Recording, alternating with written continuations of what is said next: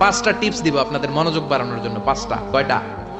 নামাজে মনোযোগায়ন কিভাবে করবেন, পাঁচটা টিপস খেয়াল করে রাখেন কিভাবে নামাজের মনোযোগ বৃদ্ধি করবেন। টিপস নাম্বার 1, সল্লু সলাতান মুআদ্দিয়া, বিদায় নামাজ পড়বেন। মনে করবেন হতে পারে আজকের এই নামাজটাই আমার জীবনের শেষ নামাজ।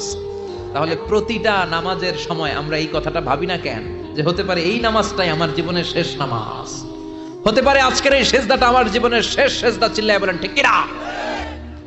বিশ্বনবী শিখায় দিলেন মনোযোগায়নের প্রথম পদ্ধতি।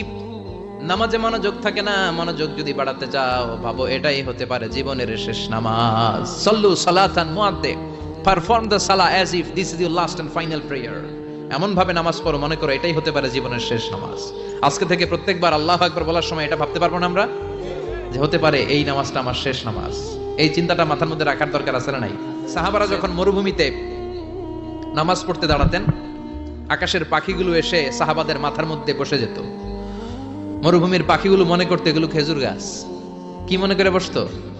কথা বলে না, জোরে কন। আছে এলাকা আছে খেজুরের রস হয়? হ্যাঁ হইছে? খাইছেন? পাখিগুলো মনে করতে এগুলো খেজুর গাছ, কারণ সাহাবারা নড়ে না, চড়ে না, ডানে বায়ে তাকায় না। খেজুর গাছ যেদিন ঠায় দাঁড়িয়ে থাকে, সাহাবারা ঠায় দাঁড়িয়ে থেকে নামাজ পড়তেন। চিল্লায় কোন আল্লাহু আকবার।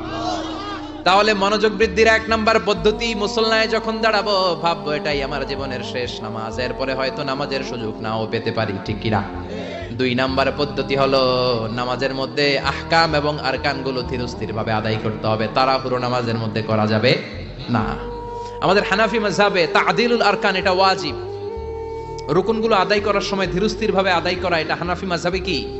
ওয়াজিব। চিল্লায় বলেন এটা কি ওয়াজিব? তরক করলে কি করতে হয়? হ্যাঁ, সহু সেজদা দিতে হয়। কিন্তু অন্যান্য মাযহাবে এটা ফরজ, এটা বাদ দিলে আপনার নামাজই হবে না, তাড়াহুড়ো করলে নামাজই হবে না। বিশ্বনবী দেখলেন মসজিদে নববীতে এক সাহাবী নামাজ পড়ে।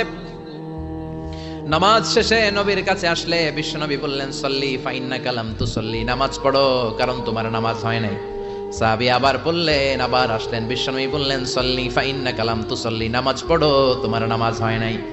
সাহাবী আবার নামাজ পড়ে আবার নবীর কাছে আসলেন, বিশ্বনবী বললেন সল্লি ফাইন্নাকা লাম তুসল্লি, নামাজ পড়ো নামাজ হয় নাই। এবার সাহাবী এসে বলে, ও নবী 3 বার পড়লাম নামাজ আমার হয় না, এর চেয়ে ভালো নামাজ আমি পড়তে জানি না। বিশ্বনবী বললেন তাহলে আসো আমি শিখায় দেই।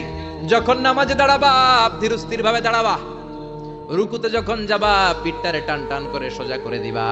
বিশ্বনবী যখন রুকু দিতেন বিশ্বনবীর পিঠটা একেবারে স্ট্রেট ফরওয়ার্ড। সাহাবারা বলতেন বিশ্বনবীর রুকু দেওয়া পিঠের উপরে যদি পানি ভর্তি একটা গ্লাস রেখে দেওয়া হয় পানিগুলা কাঁপবে না, গ্লাসটাও পড়বে না। সুবহানাল্লাহ। তার মানে বিশ্বনবীর রুকুর পিঠটা কেমন ছিল? Straight forward. বিশ্বনবী বলেন রুকু থেকে দাঁড়াবা ধীরস্থির ভাবে দাঁড়াও, আবার সেজদায় গেলে ধীরস্থির ভাবে যাও। আমাদের দেশে অনেকে রুকু থেকে কোন রকম মাথাটা তুলে আবার সেজদায় দৌড় মারে, আছে না নাই? লক্ষ্মীপুরে নাই।